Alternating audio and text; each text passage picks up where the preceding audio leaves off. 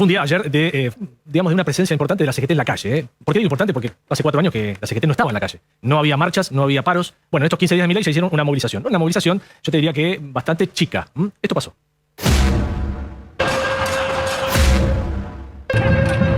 Celebramos que la CGT haya pedido autorización para realizar la movilización de hoy.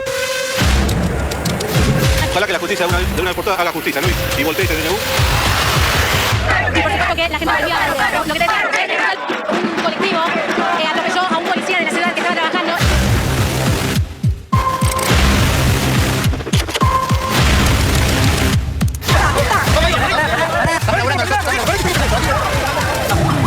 Empezando a bajarse de la moto. ¡Hay corridas! ¡Hay corridas! ¡Hay corridas!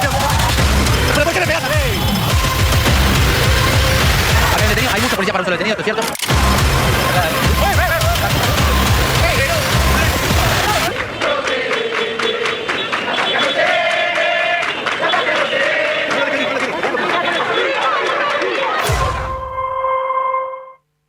Bueno, fue una movilización que empezó bien, ordenada, acatando lo del protocolo antipiquetes, y que cuando terminó, un sector, que ni siquiera eran sindicales, eran más vale gente de izquierda, que provocó algunos incidentes. Bueno, está Miguel Wiñaski con nosotros, así que lo saludamos a Miguel, a quien siempre convocamos aquí en TN de Noche. ¿Cómo estás, Miguel? Bienvenido. Hola, Darío, qué gusto verte. Muy bien. Igualmente, igualmente. Bueno, observo toda esta situación, ¿no? Sí, a ver, ¿qué mirada tenés de lo que pasó? Y después hablaremos también de las decisiones que ha tomado el gobierno. Primero, una acotación que puede ser marginal, pero que para mí es central. No se agrede a los periodistas, ni la policía, ni los manifestantes, ¿no? Yo vi cómo golpearon a... Sí. Estaba mirando en ese momento, la Secadamusa, Manu Joven, creo que alguien de la Nación Más, Telefe, También, etcétera. también, sí. Nosotros estamos trabajando, vos lo sabés mejor que nadie, Darío, es fundamental comunicar a la sociedad esto, y en el protocolo también tendría que tener presente que esto no puede ocurrir. Sí. Sobre Además, todo, Miguel, perdón, no, ya que lo decís, en esa parte, eso era sobre la Avenida Corrientes, había mucha más policía que gente que estaba queriendo provocar algo. Era muy poco. Completamente. Entonces, no perder la cordura y no castigar a diestra y siniestra. Puede ser, vos sabés que entre la disuasión que corresponde para no cortar calles y la represión indiscriminada, a veces hay una delgada línea roja, ¿no? Y la tarea de la prensa, por algo uno está identificado con los micrófonos justamente para poder comunicar, porque es lo que es fundamental en la democracia en un momento tan convulsionado como este. En fin, sí. Reitero enfáticamente, es crucial este cuidado que se tiene que tener. Respecto de la magnitud cuantitativa de la manifestación, efectivamente fue módica. Digamos, es difícil suponer que sin el aparato tal como se venía manejando antaño pueda movilizarse demasiada gente para defender a la corporación de la CGT. De todas maneras, hay que tener muy presente que estamos en un momento, bueno, caliente, complejísimo, prácticamente en una hiperinflación, con un 50% de la sociedad debajo de la línea de pobreza, con los chicos pobres, todo lo que sabemos, claro. Y la protesta social está, digamos, es permeable y es inflamable a cualquier chispazo, ¿no es cierto? Iba a continuar mañana mismo, es decir, ya hoy, creo que Delía amenaza en la ruta 3. Eso es una ruta nacional, las cosas federales. Bueno. Sí, pero Miguel, la gente entiende, ¿no? O se dará cuenta, la mayor parte de la gente, de que el papel de la CGT es bastante, para decirlo así, de manera no tan vulgar. Sí, lamentable, porque, digamos, en estos 4 años no hubo ninguna crítica, ninguna queja, ninguna marcha, mucho menos paro. Es una cosa, yo creo que la gente lo advierte, y en rigor esta marcha de la CGT lo que hace es exhibir esa arbitrariedad absoluta. Evidentemente se han tocado intereses y evidentemente estaban aliados al oficialismo anterior y no defendiendo lo que deben defender según su origen y su retórico mandamiento, que es a los sectores trabajadores, ¿no? Y claramente se están defendiendo a sí mismos. Evidentemente, supongo que eso es advertido, ¿no? Claramente. Por eso utilicé el adjetivo de lamentable, porque es para lamentar que no se estén defendiendo derechos de los trabajadores de manera racional, sino que es uno de las deudas que tiene este país, que es, bueno, los trabajadores a la bartola y la burocracia sindical defendiéndose a sí mismos.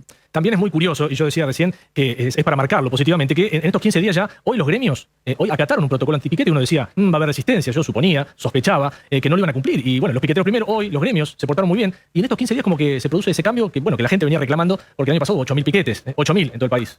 8.000. Bueno, algo estaría cambiando. De hecho, algo está cambiando.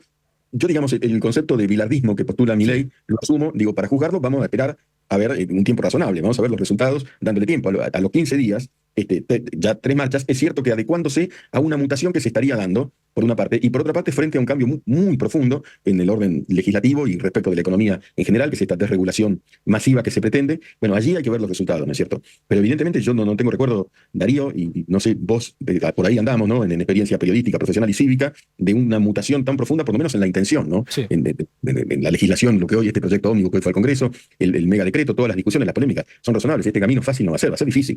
Bueno, veremos hacia dónde. Claro. Fue muy fuerte lo que está ocurriendo. Porque, digo, acabó, la mayor parte de la gente votó a un gobierno, a un presidente, a Milei, un candidato que le proponía ajuste, ¿no? Lo de la motosierra y todo lo que hemos visto. Ahora, a ver cómo lo mirás vos eso. ¿Cuánto tiempo la clase media o la gente que lo votó va a soportar todo lo que está viniendo y lo que va a venir, ¿no? Que no, como vos decís, no va a ser nada fácil. Mira, nada fácil porque uno acepta esa propuesta de ajuste de la motosierra y demás de manera inversamente proporcional a lo que tengas en el bolsillo, por decirlo de alguna manera, ¿no? Es decir, cuanto menos plata tenés, menos paciencia tenés. Y entonces, y la plata va a ir escaseando porque estamos en este proceso. Y bueno, hay un lapso de 3 o 4 meses en donde uno podría avisorar la buena cosecha que siempre esperamos los argentinos, digamos, las fuerzas del cielo, que aparentemente llegarían, eventualmente promesas de inversiones. Parece un poco repetido esto, que siempre esperamos lo mismo, pero la mutación es tan grande en donde podría haber un cierto espíritu afín a lo que inversores podrían estar esperando. Por lo pronto los mercados no estallaron y eso también es un buen indicio, ¿no es cierto? Y además, que no es menor esto que vos señalabas, Darío, del protocolo, la CGT siempre tan silente en el tiempo anterior, pero tan grandilocuente cuando se trata de protestar, hoy se ajustó, digamos, aproximadamente a lo requerido por el nuevo protocolo, que es una nueva forma de la cultura de la protesta. Miguel, con respecto a esto del aguante que mencionaba Darío recién, ¿no? De la clase media y de aquellos que votaron, ¿cuánto te parece que le juega a favor el hecho de que se esté cumpliendo, por ejemplo, con el protocolo antipiquetes, ¿no? Que era un reclamo, obviamente que Macri en su momento no logró impedir los piquetes y los cortes, que era parte también del reclamo importante de la gente, y este paquetón enorme de medidas que también apuntan a una modificación de lo que se ha llamado la casta, ¿no? Desde privatizaciones, recortes en empresas públicas, y un montón de cuestiones que, el tema de la modificación de la lista sábana, de la eliminación de las PASO, que eran reclamos también de una gran parte de la sociedad que lo votó a Milei. Yo creo que prima facie, recalco esto, porque es en principio el presidente está cumpliendo con aquello que prometió.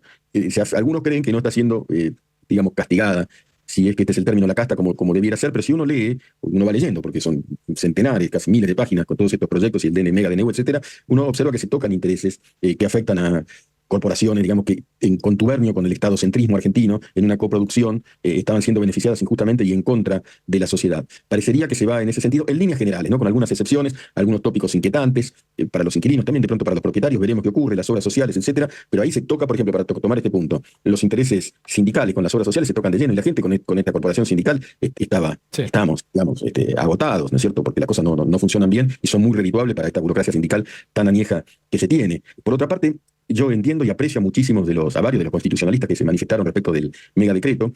Los aprecio y dejo en suspenso mi posición al respecto porque tengo que aprender de este tema, quiero ser honesto en esto, pero como ciudadano común, lo que sí digo es que yo veo necesidad y urgencia. Al margen, una hiper es urgente hacer algo, claro, y es necesario hacer algo, ¿no? Y lo mismo con el sistema en general. Y por otra parte también uno ve necesidad y urgencia en el hecho de que el Parlamento no demore resoluciones, porque eso también es un deber parlamentario, frente a una situación tan extrema como la que estamos viviendo, ¿no? La agilidad y la respuesta concreta y verificable por todo el mundo, y reitero, y lo más rápidamente posible. Hay una imagen, Miguel, que hoy, recorrió las redes y los medios también, que es la del ministro del Interior. Ahí la tenemos. Sí. Guillermo Franco llevándole este paquetón, como dijo Javi, son algo así como 664 artículos que proponen leyes, que proponen cambiar. Y hay un pedido del gobierno de delegar facultades. No todos los gobiernos han pedido, ¿no? Pero generalmente en lo económico. Pero este gobierno pide que se delegue facultades en lo económico, en lo social, en lo energético, en lo sanitario. No sé qué sensación da eso, porque las pide por 2 años y prorrogadas por otros 2 años más. Yo veo la siguiente paradoja, Darío, Javi, y voy a tratar de explicarme porque es un poco compleja. El gobierno pretende descentralizar al Estado, digamos, achicarlo efectivamente y dispersar los poderes del Estado, por una parte, pero por otra parte pide que se delegue en el presidente una cantidad de facultades. Entonces es un hiperpresidencialismo potenciado en uno para descentralizar. Yo no sé cómo se resuelve eso. Digamos, no soy gobernante, veo que hay una figura que se construyó primero popularmente, yendo a por programa, no esquivando de pronto escenas que podrían calificarse de bizarras, pero allí construye su popularidad. Una vez que asume, va por el camino de una ortodoxia económica, requiriendo que se delegue en el Ejecutivo mismo un gran poder. Un gran poder. Esa suerte de contradicción será la única posibilidad de resolver este problema, que uno descentralice todo. Claro. No lo sabemos por ahora. No lo sabemos. Pero bueno, ya que estamos viendo ahí parte del proyecto, no podemos hablar de todos los temas que propone, ¿no? Pero se me ocurre uno ahora, se me viene a la cabeza, Miguel, esto de cobrarle, por ejemplo, a los estudiantes que no son argentinos, a los extranjeros que no estén nacionalizados, cobrarle cuando vengan a la facultad. Ese es uno que me llamó la atención porque en algún momento se habló, pero bueno, acá todo es gratuito en este país. La universidad pública, digo, ¿no? Definitivamente, eso pareciera razonable, hay que leer bien todos los detalles, pero vos sabés, Darío, vivo en el mundo académico. Sos un profesor, claro. Desde siempre, y la verdad es que, y conozco universidades en el exterior, debo decir esto para fundamentar lo que digo, y no se puede estudiar gratis en ningún lado si sos extranjero. No podés, no se puede. No se puede, tenés que conseguir alguna beca, algún tipo de financiamiento, y si la obtenés y te paga la universidad en consecuencia, después tenés que devolverla.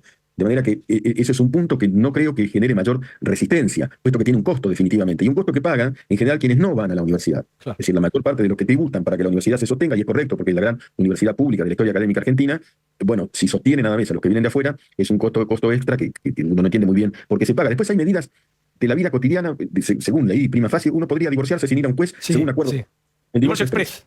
El divorcio express. Bueno, son cosas de la vida cotidiana que resuelven una cantidad de pasos burocráticos cuando podría resolverse. También parecería que beneficiaría la agilidad cuando así corresponde. Hay casos que son diversos contradictorios, por supuesto. No, pero que hacen al vivir de cada uno cada día. Leí también, no sé si me equivoco, que se propone que no existan más peajes en las autopistas. Parece menor, completamente secundario, con casillas en las autopistas. Y uno va más rápido. Sí. Más rápido, es decir, es más ágil todo. Ese tipo de cosas no se entendía bien por qué la traba burocrática, empezando por los cepos, etcétera, existían de tal manera. Todo Bueno, el registro automotor también, ¿no? El tema de las ¿Quieren? transferencias es costosísimo y que no existe, ¿no? Tener una patente única.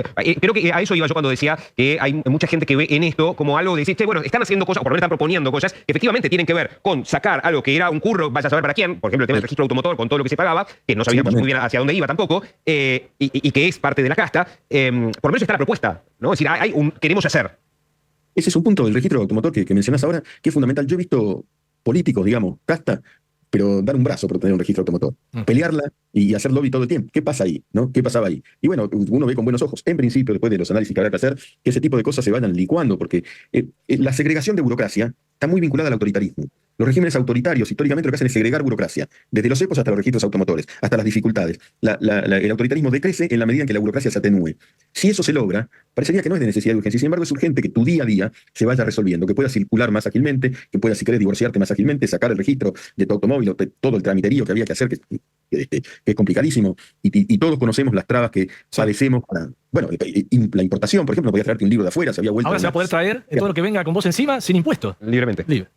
Puedes entrar a España, aparentemente, según leí, te podés traer una computadora y no tenés que pagar el impuesto. Ustedes todos sabemos lo que era viajar, traías cualquier cosa y tenías ahí, si te tocaba rojo, el semáforo, vaya a saber qué circunstancia. Claro. Y salvo que hagas un crimen, que estés contrabandeando masivamente. Mientras eso ocurría, porque un tipo se compraba una computadora para trabajar porque acá no había o era más cara, vos ibas, yo he recorrido toda la frontera como tantos periodistas y vos veías que en Bolivia, Paraguay, Brasil, etcétera, entra y pasa cualquier tipo de cosas, hasta seres humanos sin documentación. Son asimetrías y arbitrariedades tremendas que, bueno, Claro. habría una intención de corregirlas, ¿no? Veremos si se concretan. El tema de las sucesiones también se simplifica, o hay una intención de simplificarlo y abaratarlo. Todo cualquiera que ha atravesado alguna sucesión sabe lo costoso que es. Larga y costosa. Larga y Sí. costosa.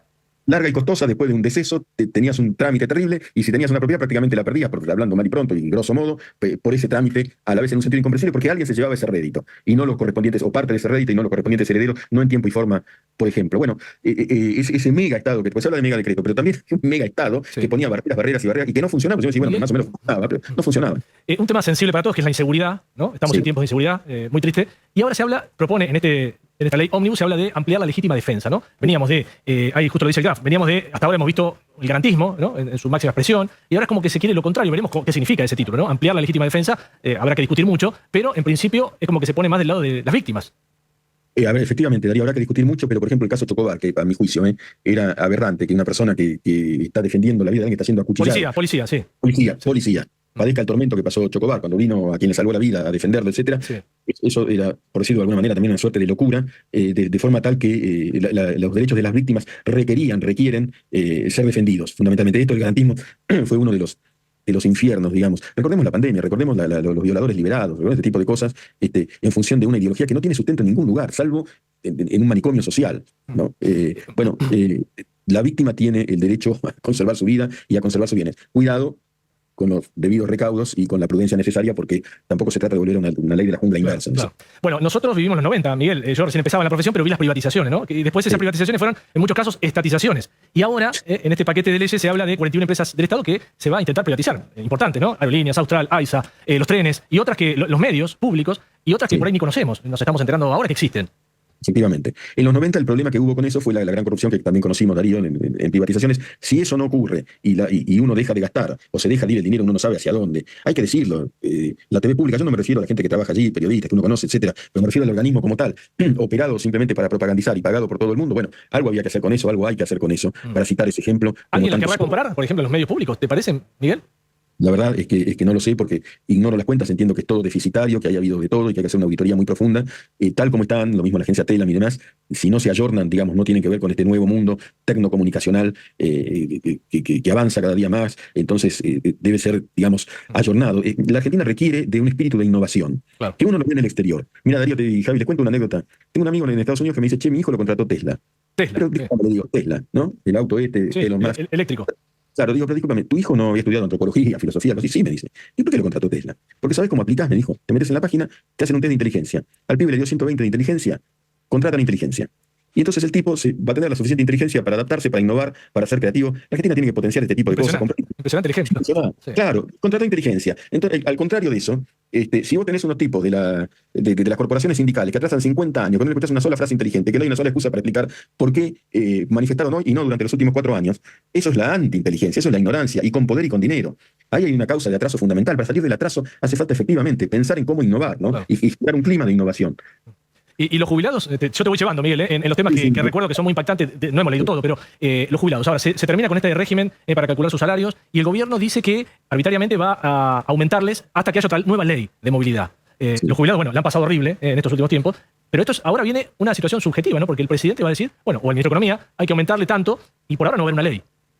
Bueno, ahí hay un limbo, ¿no? Un limbo sobre los más castigados, digamos, ¿no? La gente que trabajó toda su vida, y ese limbo también tiene que resolverse. Yo no sé si habrá racionalidad o arbitrariedad, nadie lo sabe. Mientras tanto, los jubilados siguen padeciendo. Eso es así, es un padecimiento continuo y todos tenemos o cercanos o parientes o madres o padres jubilados con sueldos miserables. Ya esto fue dicho tantas veces y el país no logra resolver. Allí también falta innovar y rápidamente porque hay gente a la que no le queda mucho tiempo y el tiempo que le está quedando lo está padeciendo, como si no tuviera uno ya suficiente con el paso de los años y con el decrecimiento de sus ingresos por la jubilación. Veremos, ¿no? Veremos qué significa esto, pero rápidamente de qué se trata este aumento y cómo se financia, por otra parte.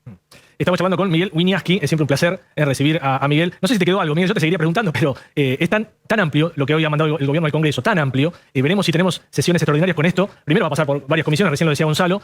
Imagínate tratar 664 proyectos de ley en una sola ley. Yo no sé cómo van a ser. No sé qué ves vos, hay muchos diputados nuevos, no toda la Cámara es nueva, hay senadores que han recién asumido. Te digo que va a ser para alquilar balcones. Sí, es un espectáculo que necesitamos ver y que necesitamos que tengan poder resolutivo. Son nuevos, pero asumieron la responsabilidad de legislar. Y esto implica en estos momentos legislar con la responsabilidad, pero también con la rapidez del caso. Si ellos se presentaron y ganaron, y algunos hicieron juramentos grandilocuentes y demás, eso lo que implica fundamentalmente es que hay un deber que la sociedad no solamente espera, sino que requiere y demanda con toda justicia. Hay un deber de justicia. Lo justo es lo resolutivo, lo concreto. Y veremos qué es lo que ocurre. La transformación es profundísima, profundísima. Uno no ha vivido nada igual. Estamos ingresando a otro país. ¿Será mejor? ¿Será peor? Bueno, en 3 o 4 meses tenemos una idea más clara. Por lo pronto, esa mutación parece necesaria. Cambiar había que cambiar. Veremos a dónde nos conduce esto. Como siempre, un placer escucharte, Miguel. Muchas gracias. Un abrazo de siempre, Un abrazo. Darío. Feliz año. ¿Tenemos una noticia de último momento? Vamos.